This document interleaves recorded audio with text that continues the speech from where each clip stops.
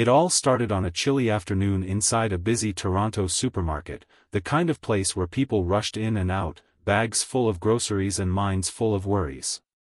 An elderly man, his gray hair tucked under a faded blue cap, shuffled slowly toward the exit. His hands trembled slightly as he gripped his old shopping cart. Inside were just a few simple things: bread, milk, and a small box of medicine. But before he could step past the doors, a loud, firm voice stopped him cold. "Sir! Hold it right there." Heads turned. A young security guard, tall and muscular, walked briskly toward him. The guard's tone was sharp, filled with suspicion. "I saw what you did," the guard snapped, pointing at the man's cart. "You didn't pay for that box of medicine, did you?" The old man froze. His lips parted, but no words came out. People around them began to whisper. Some pulled out their phones, ready to record what they thought might be a viral moment. "Please. I didn't mean," the old man began, but the guard cut him off. "Save it. I've seen people like you before. Trying to sneak out with unpaid stuff." The elderly man's hands shook harder now. His face turned pale. "Son, Don't call me son," the guard barked, his voice echoing through the store. "You think your age gives you a free pass? Not here." The manager came running, followed by a few curious customers. Everyone was watching as the guard reached into the man's cart and pulled out the small medicine box. The old man's eyes glistened. He whispered, "That's my late wife's prescription. I just came to refill it." The guard frowned. "Nice story. But the cameras don't lie." He turned to a nearby staff member and said, "Check the footage. We'll see what this guy's up to." The old man lowered his head. His clothes looked worn, and his shoes were taped at the edges. To many watching, he looked like someone struggling to get by. The whispers grew louder. "Probably stealing to sell it," one shopper muttered. "Poor guy, maybe he's sick," another said softly. The tension in the air was thick. The elderly man stood there silently, tears welling up. Every eye was on him.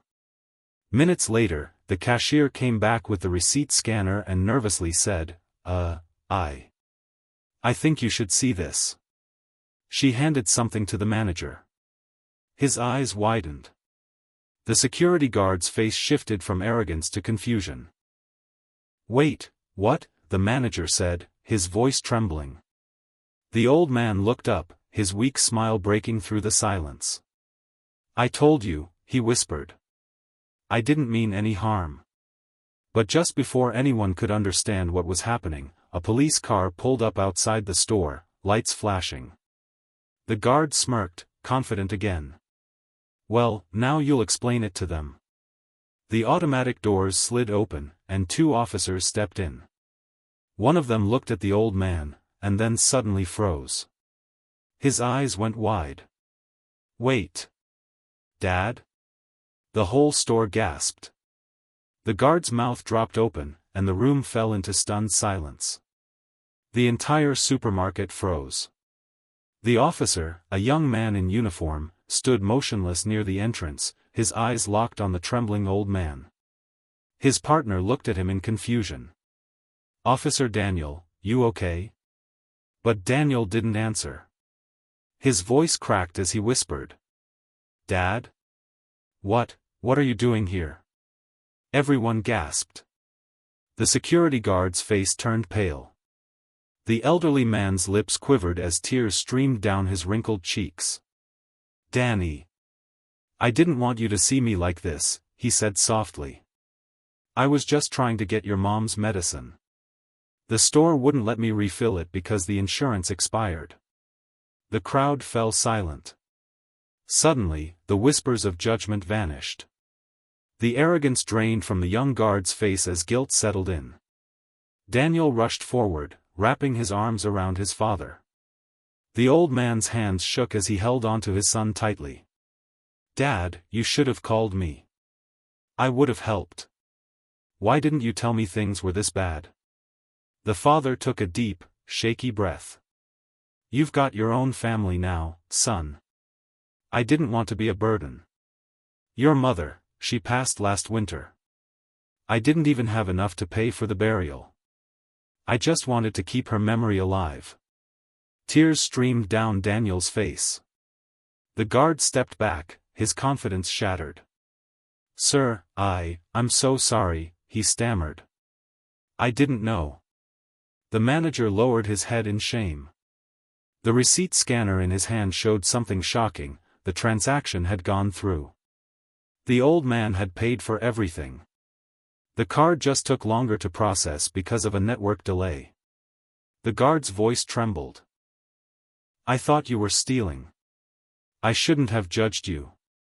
The old man nodded weakly. Son, we all make mistakes. It's what you do next that shows who you really are. He turned to Daniel and whispered. You raised your boy right. He just forgot how to look with his heart for a moment. The guard's eyes filled with tears. He stepped forward, pulling out his wallet. Sir, please let me pay for your groceries. It's the least I can do. But the elderly man smiled gently. No need, son. Just promise me you'll treat people kindly, even when they don't look like they have much. The manager, trying to make things right, walked over and said. Sir, on behalf of the store, we owe you an apology. And, if you don't mind, we'd like to give you a lifetime discount. You've taught us something we'll never forget. The crowd began to clap softly. Some shoppers wiped their eyes. Even the cashier sniffled, whispering. This could have been my grandpa. Daniel held his father's arm gently and said. Come on, Dad. Let's get you home. As they walked out of the store, the security guard stood at the entrance, watching with tears streaming down his face. He had just learned the most powerful lesson of his life: never judge a person by what they seem to be. Outside, the evening sky over Toronto glowed in soft gold. The world felt a little kinder that day. Movie Camera. If this story touched your heart, don't forget to subscribe to Stories Mike for more real-life tales of prejudice, redemption, and poetic justice. Speech balloon. Comment your city below. Let's see how far kindness travels. Bell. Turn on notifications so you don't miss the next story that might just change the way you see people forever.